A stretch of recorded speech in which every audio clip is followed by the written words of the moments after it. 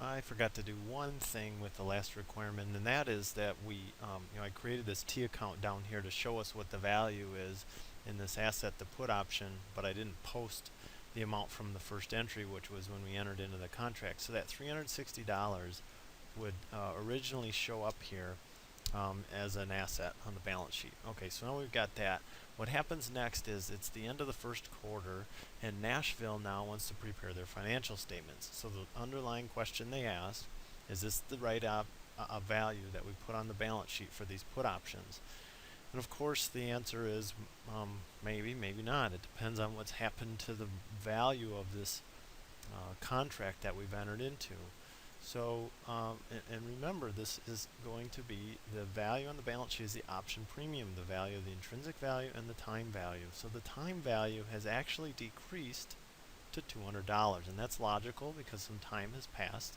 The contract was open for almost 2 months at this point, and it's no longer worth the 360. It's dropped to 200. So that means that the time value should only be $200. So the put option should drop in value by 160 as a result of that passing of time. So I'm going to record that entry separate here. So on the 31st, we go ahead and we say there's an unrealized gain slash loss dash income.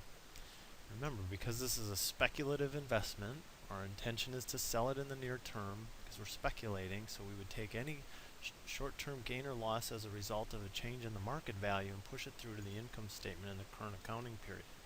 So that $160 shows up as a decrease in value. That's a loss. It's an unrealized loss. We haven't realized it yet, but it's dropping in value. And the put option would correspondingly drop by 160, and that's where this 160 is posted from. Okay, so that's the passage of time, but the intrinsic value now is not zero. The market value of the share right here is $80. So each share of Nelson that we have in this contract, we have the option to sell 400 shares at a predetermined price of $85. It's still the strike price, but the price per share has dropped to 80.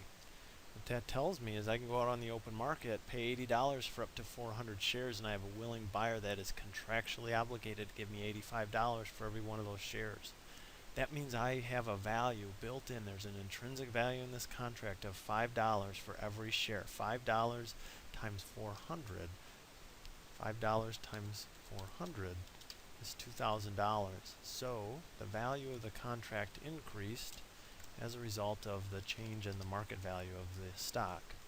So the put option increases by $2,000, and that's an unrealized gain. We've profited off of that. Unrealized gain slash loss dash income of $2,000. So this $2,000 would be posted into the account. If you did the math here, the amount showing up on the balance sheet mimic what's on the detailed account, which is $2,200, which is the intrinsic value plus the time value, and we would now have a $2,000 gain, which is offset by a $160,000 loss.